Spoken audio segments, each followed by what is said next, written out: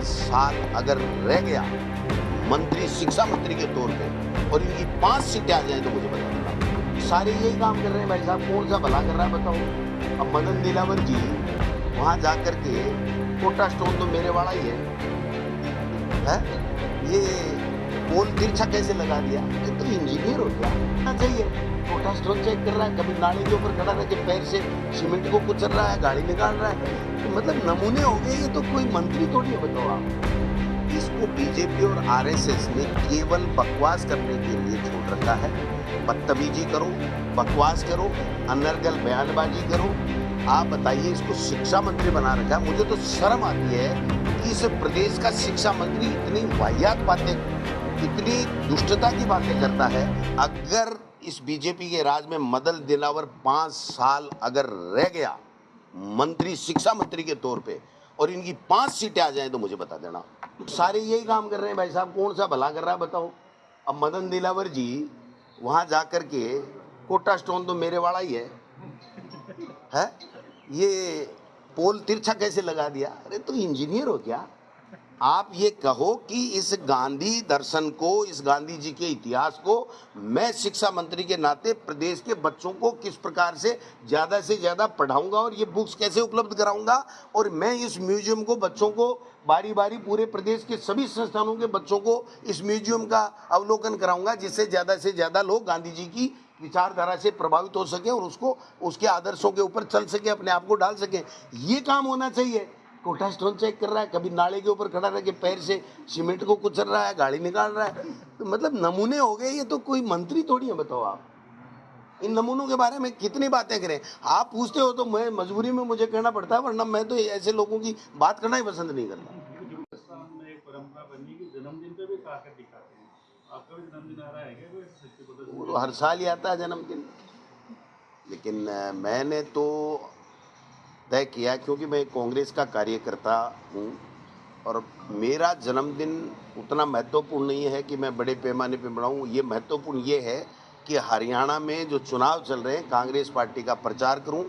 तो मैं 1 अक्टूबर को कांग्रेस पार्टी के प्रचार में कार्यकर्ता की हैसियत से वहां पर रहूंगा, और मैं एक जरूर निवेदन करूंगा। मेरे चूंकि मैं पीसीसी का अध्यक्ष हूं, इसलिए मेरे तमाम ज़िले और ब्लॉकों से मैं एक डिमांड करूंगा कि 9 महीने का इनका कार्यकाल, जो विफलताएं हैं, जिसमें प्रमुख विफलताएं हैं, उसका ज्ञापन वो ज़रूर अगर चाहें तो वो इनकी इस सरकार का कान खोलने के लिए, इनको जगाने के लिए, इनको इनके वादे वाद याद दिवाने के लिए, इनकी विफलताओं को ये समय रहते ठीक करें, जनता की सुनवाई करें। इसके लिए 9 हमने पॉइंट प्रदेश कांग्रेस कमेटी के हमारी टीम ने तैयार किए हैं, और वो जिले और ब्लॉक के माध्यम से, एसडीएम और कलेक्टर के माध्यम से राष्ट्रपति जी को जो है ज्ञापन जरूर दिलाएंगे, जिससे ये हो कि ये सरकार बिल्कुल फेल है और किसी भी वर्ग को ये कोई जो लाभ नहीं दे पाई है। किसी तरीके से इस सरकार का कोई फायदा किसी वर्ग को नहीं मिल रहा। सर, डिप्टी सीएम के बेटे का वायरल वीडियो रील्स बनाई जा रही है, गाड़ी लग रही है, एस्कॉर्ट कर रही है, किस तरह देखते हैं पूरे प्रश्न को लेके? ये जो सरकार 9 महीने से आई है, तब 2 ही चर्चा है। एक तो ब्यूरोक्रेसी हावी है, मंत्री, मुख्यमंत्री, विधायकों की चल नहीं रही है, और बेटों का अघोषित शासन आ गया।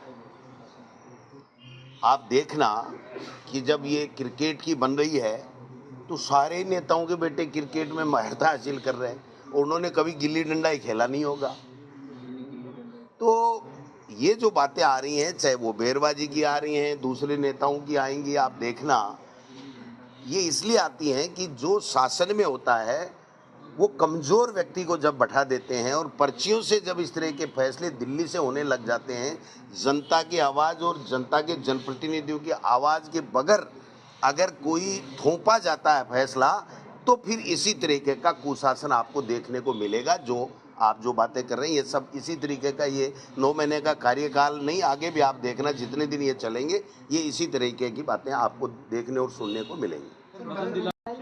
मैं 3 दिन हरियाणा जाके आया हूँ और कल फिर जा रहा हूँ। 3 तारीख तक हम लोग वहीं हैं, और मैं समझता हूँ कि हरियाणा में एक तरफा चुनाव है। पूरी तरीके से भारतीय जनता पार्टी की वहाँ की मौजूदा सरकार के खिलाफ जनाक्रोश है। केंद्र की सरकार जो झूठे वादे करके और 10 साल के बाद में भी तीसरी बार उन्होंने सरकार बना ली, उस बात का भी एक आक्रोश है। और नौजवान, किसान, दलित, पिछड़ा, महिला, सभी वर्ग के लोग ये मन बना चुके हैं पूरी तरीके से कि हरियाणा को इस डमी सरकार से मुक्त करना है, इन पर्ची सरकारों से मुक्त करना है। ये हरियाणा के लोगों ने मन बना लिया है।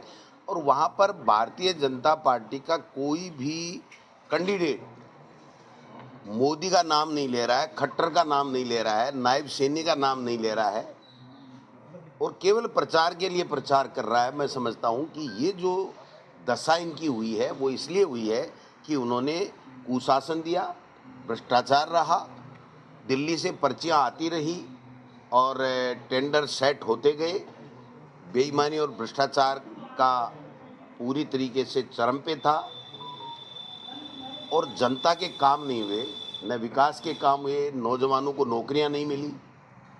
हर वर्ग परेशान होने के कारण से वहां पर कांग्रेस पार्टी का जो 10 साल का शासन था भूपेंद्र हुड्डा जी के समय का और अब 10 साल का खट्टर जी और नायब सैनी जी के कार्यकाल से लोग तुलना कर रहे हैं कि वहां उस वक्त कितना विकास हुआ था। और यूपीए सरकार के 10 साल के समय में जो राइट टू एजुकेशन है, राइट टू फूड है, मनरेगा जैसे कानून बने जो आम व्यक्ति के लिए उसके जीवन स्तर को ऊपर उठाने के लिए, उसको रोजी रोटी के लिए, बच्चों की शिक्षा के लिए जो उपयोगी साबित हुए, उनसे और 10 साल के जो मोदी जी के समय में जो किसानों के लिए 3 काले कानून, राफेल घोटाला, इलेक्ट्रल बॉन्ड का घोटाला और विदेशों में शेयर कर रहे हैं मोदी जी। और आज देश में चाहे मणिपुर जल रहा हो, उनको चिंता नहीं है। देश के किसान एमएसपी का वादा जो उन्होंने लिखित में किया था उसकी पूरा करने की बात कर रहे हैं, उसकी उनको चिंता नहीं है। तो मैं समझता हूं कि पूरी तरीके से वहाँ बहुत क्लियर है कि कांग्रेस की सरकार बहुत अच्छे बहुमत के साथ में वहाँ बन रही है। आपने अपने पार्टी महीनों में लगातार तबादले, असमंजस की स्थिति बनी सरकार में। मुझे कोई कह रहा था कि 9 काउंटर खुल गए, तो मतलब समझ में नहीं आ रहा है कि ये कह रहे साहब मैंने पर्ची गलत काउंटर पे कटा ली इसलिए मेरा गड़बड़ हो गया। फिर दूसरे सही काउंटर पे जाते हैं, सही काउंटर पे पर्ची कटती है, फिर वो पता लगता है कि ये काउंटर भी ठीक नहीं था। तो सवाल ये है कि आप इस ब्यूरोक्रेसी को फुटबॉल बना करके इस प्रदेश में कैसे गुड गवर्नेंस दे पाओगे। आपने सीएस महोदय ने जब मंत्रियों के ऐसे लगाए थे तब इनका इंटरव्यू लिया था और 1.5 महीने तक इंटरव्यू चले थे और 1.5 महीने के इंटरव्यू के बाद में उन्होंने ये कहा था कि 360 डिग्री का परीक्षण करके हम अधिकारियों को लगा रहे हैं, चाहे वो आईएएस हो चाहे वो आरएएस हो। तो वो 360 डिग्री का परीक्षण सीएस ने किया, उसको फेल किसने किया? 7-8 तो मंत्रियों के ऐसे ही बदल गए।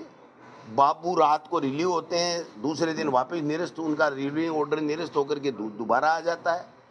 एक आरएएस का 5-5 बार ट्रांसफर हो गया, वो 1 महीने में 3 ट्रांसफर। आप बताइए कहाँ अपने बीवी बच्चों को, कहाँ वहाँ पर बच्चों को पढ़ाई के लिए जाए, कहाँ वो मकान लेगा, कहाँ रुकेगा। वो तो वो जो बेडिंग होता है ना उसको खोल ही नहीं पा रहा है, बीटा जिसको कहते हैं ना, वो बेचारे बीटे खोल ही नहीं पा रहे। बीटा खोलने से पहले कि नहीं इसका ट्रांसफर टू फलाना फलाना फलाना, क्या तमाशा बना दिया इन लोगों ने। इसलिए मैं कहना चाहता हूँ कि दुर्भाग्यपूर्ण स्थिति इस प्रदेश में बनी हुई है।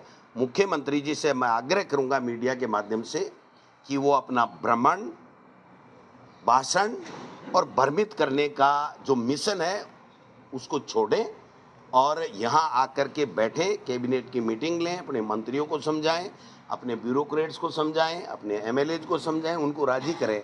लावा भाई साहब आग उगल रहा है, जो असंतोष का लावा है वो इतना वो हो गया है कि अब कभी भी फट सकता है।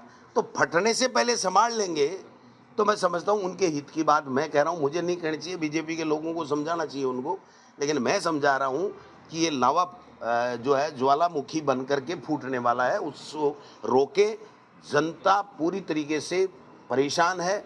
वो ये कहती है एमएलए हमारी सुनता नहीं, एमएलए कहता मंत्री नहीं सुनता, मंत्री कहते हैं कि ब्यूरोक्रेट नहीं सुनते, मुख्यमंत्री नहीं सुनते।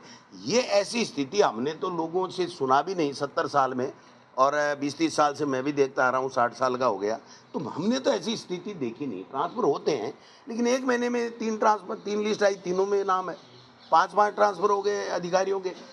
तो भाई क्यों? और प्रशासनिक आधार पे करते हैं तो 10 दिन तो उनको पीएल देनी पड़ती है, उसको भाड़ा भट्ठा भी देना पड़ता है। तो राजकीय कोष पे कितना नुकसान हो रहा है ये तो समझना चाहिए ना, मर्जी से थोड़ी जा रहे हैं। तो ये जो स्थिति है वो बहुत ही दुर्भाग्यपूर्ण है। इस स्थिति को प्रदेश के मुखिया को ठीक करना चाहिए। उपचुनाव की क्या रंधावा जी चुनाव तो भाई साहब होंगे अब। नहीं, मीटिंग करके गए थे कुछ? हाँ, रंधावा जी मीटिंग करके गए थे, हमने कमर कस रखी है, हम तैयार हैं। बीजेपी तो पहले ही हार मान चुकी है, वो तो कह रही है हमारी तो 1 सीट है, आए तो ठीक है, ना आए तो हमारी सेहत पे क्या फर्क पड़ता है। और ये बात भी ठीक है, उनकी अगर 7 में से 0 होता है तो भी सरकार तो उन्हीं की है, इसलिए वो संतोष कर रहे हैं, हम संतोष नहीं कर रहे। हम तो 6 तो हमारी हैं ही हैं, बीजेपी की नहीं है तो हमारी है वो तो, और 1 भी हम जीतेंगे, यानी 7 की 7 सीटें हम जीत रहे हैं, इसमें कोई दो राय नहीं। कांग्रेस ही लड़ेगी? तो भाई साहब बसपा क्यों लड़ाएंगे हम? कांग्रेस ही लड़ेगी, कांग्रेस ही लड़ेगी। 10 महीने तो गठबंधन नहीं होगा इस बार या रास्ता खुला है? गठबंधन का फैसला ऊपर वाले करते हैं, हम तो 7 जगह तैयारी कर रहे हैं कांग्रेस की पार्टी के प्रदेश अध्यक्ष के नाते और वर्कर के नाते। गठबंधन का फैसला ऊपर से होता है।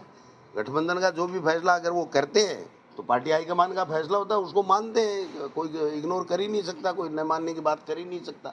आज की तारीख में हम 7 जगह कांग्रेस के मंडलों में, ब्लॉकों में हमारी कार्यकारिणी बना दी है, वहाँ पर प्रचार कर रहे हैं, ऑब्जर्वर हमने लगा दिए हैं, वो जा रहे हैं, हमारे MP कैंडिडेट्स तमाम लोग जो है वो लगे हुए हैं। आपके नेता तो जिलों के पुनर्गठन के पाएंगे आप सवाल भले ही पूछ रहे हो, उनसे पूछो कैसे करेंगे। में बैठे हुए हैं आपके कौन नहीं बैठे हुए हैं, तो जनता पूरी जनता का मैंडेट है कि सांचौर नहीं जाना चाहिए। कल परसों नीम का थाना में हुआ था, हजारों की संख्या में आए थे, और देखना आप ये जिले चेंज कर ही नहीं पाएंगे, ये अपना टाइम पास कर रहे हैं तरह तरह के सग्गू पे छोड़ करके। आप बताओ, भारत सरकार ये कह रहा है कि जनगणना कराएंगे, इसलिए जुलाई में ही सीमाएं सील कर दी गई कि साहब कोई भी राजस्व ग्राम न घटेगा न बढ़ेगा। जब राजस्व ग्राम ही घटेगा बढ़ेगा नहीं तो जिले कहाँ से कर देंगे? आप बताओ कैसे कर पाएंगे? इन्होंने दिसंबर तक का समय मांग लिया, इनके काका जी का राज है क्या? ये संवैधानिक व्यवस्थाएं हैं कि जनगणना होगी, तो इनके जिले खत्म करने के लिए वो जनगणना को 6 महीने आगे ले जाएंगे भारत सरकार। इतनी चलती है क्या इनकी? ये जो एक आधा फैसला टूटा फूटा करते हैं उसकी तो खबरें जाते ही इनको तलब कर लिया जाता है। हर 2 दिन में मुख्यमंत्री जी को दिल्ली जाकर के सफाई देनी पड़ती है, ये मैंने नहीं किया, किरोड़ी ने कर दिया, ये किरोड़ी ने नहीं किया, मदन राठौड़ ने बोल दिया, ये मदन राठौड़ ने नहीं बोला, ये भेरवा जी ने कर दिया। इनको तो हालत इनकी बड़ी नाजुक है साहब, ICU में है ये। रिव्यू भी कर रहे हैं आपके पुराने। राहुल गांधी विदेशी कोख से उत्पन्न है, वो लड़कियां छेड़ने की मंत्र में बात करते हैं, देश से उनका कोई मतलब नहीं है, वो ऐसे ही बयानबाजी करते रहते हैं। इस तरह का बयान उन्होंने। ऐसे विवेकहीन व्यक्ति की बयान के ऊपर मुझे बयान देना या उसका जवाब देना शोभा नहीं देता है। इसको बीजेपी और RSS ने केवल बकवास करने के लिए छोड़ रखा है। बदतमीजी करो, बकवास करो, अनर्गल बयानबाजी करो। आप बताइए, इसको शिक्षा मंत्री बना रखा है। मुझे तो शर्म आती है कि इस प्रदेश का शिक्षा मंत्री इतनी वाहियात बातें, इतनी दुष्टता की बातें करता है, इतनी गैर जिम्मेदाराना बातें करता है कि उनको शर्म नहीं आ रही है। वो राहुल गांधी है ना, मोदी जी के पसीने छुड़ा रखे हैं, बता देना आपके दिलावर को, और खड़ा होकर के सलूट मार रहा है। जब नेता प्रतिपक्ष के तौर पे गया तो यूं सामने से मोदी जी ने, इनके आका ने ये कहा आइए पधारिए, और हर मीटिंग में आगे बैठा करके बराबर बैठाता है। वो राहुल गांधी है जिसकी दादी और जिसके पिता इस देश की एकता और अखंडता के लिए शहीद हो गए, और ये चिल्लाते चिल्लाते ऐसे कई चले गए, राजनीति से आउट हो गए, ये दुर्भाग्य से दोबारा यहाँ पर आ गए। लेकिन मैं ये कहना चाहता हूँ मुख्यमंत्री जी को कि एक तो इनकी एस्कॉर्ट बढ़ा दीजिए, इनके साथ भगवान ना करे कोई दुर्घटना नहीं घट जाए। क्योंकि जिस तरीके की भाषा का ये प्रयोग करते हैं, हम मना करते हैं सब लोगों को, हमारे कार्यकर्ताओं में आक्रोश है, लेकिन हम कहते हैं नहीं, इसके ऊपर मत जाओ, ये विवेकहीन व्यक्ति है, ये बुद्धिहीन व्यक्ति है, ये अनर्गल बयानबाजी करने के लिए ही इसको छोड़ा गया है। आप बताइए, डीपीसी कराओ, टीचरों की भर्ती कराओ, इंग्लिश मीडियम को और ज़्यादा मजबूत करो, गरीब का बेटा कैसे पढ़े, कैसे अच्छी करे, इंफ्रास्ट्रक्चर कोई काम करो, कोई शिक्षा में नवाचार करो। कोई कर रहा है क्या? कोई बात कर रहे हैं क्या? कभी कोई विद्यालयों का निरीक्षण किया हो इन्होंने?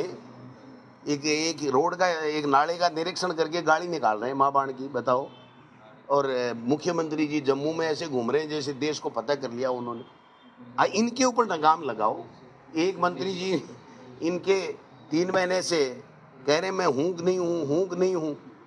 आज कम से कम ये तो क्लियरिटी हुई कि मदन राठौड़ जो भारतीय जनता पार्टी का प्रदेश अध्यक्ष है, वो कह रहा है कि इस्तीफा नामंजूर हो गया है, किरोड़ी जी पूरा काम कर रहे हैं और किरोड़ी जी मंत्री हैं।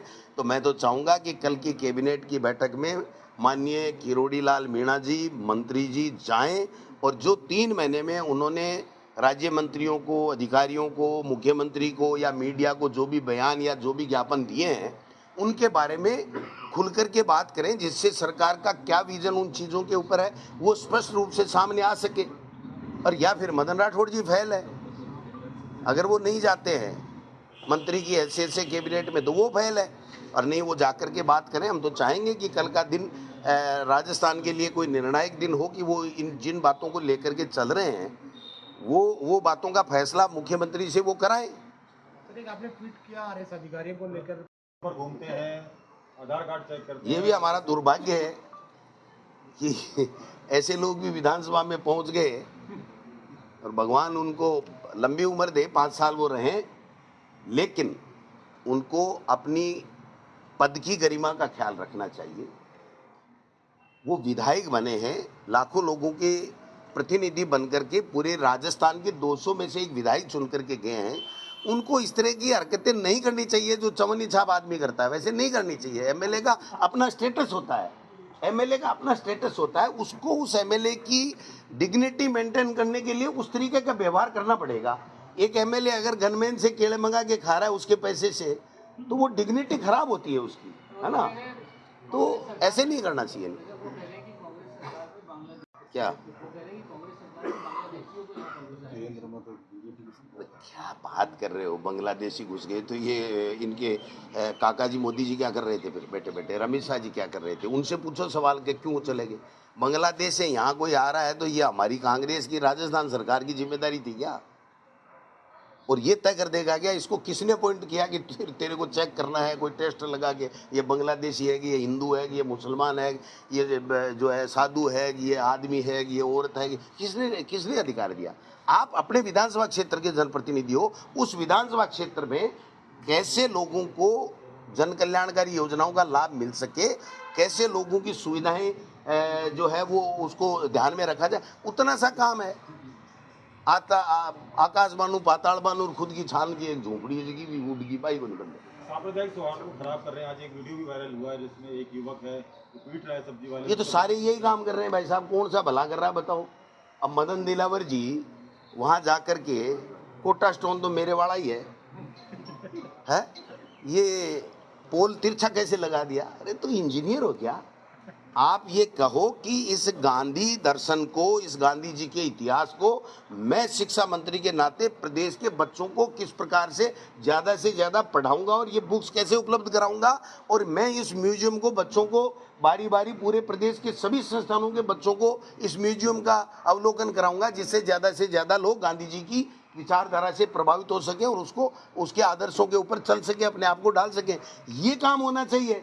कोटा स्टोन चेक कर रहा है, कभी नाले के ऊपर खड़ा रह के पैर से सीमेंट को कुचल रहा है, गाड़ी निकाल रहा है, तो मतलब नमूने हो गए। ये तो कोई मंत्री थोड़ी है, बताओ आप। इन नमूनों के बारे में कितनी बातें करें? आप पूछते हो तो मैं मजबूरी में मुझे कहना पड़ता है, वरना मैं तो ऐसे लोगों की बात करना ही पसंद नहीं करता। सरकार ही है भाई साहब। जब सरकार में बैठे लोग हैं तो सरकार अपने आप ही आ गई आईसीयू में। हाँ, अब और पूछो। काय का रिव्यू कर रहे हैं? ये खुद का तो रिव्यू कर लें कि 9 महीने में इन्होंने कोई लखन का एक भी काम किया हो तो बता दो। ये खुद का रिव्यू करो।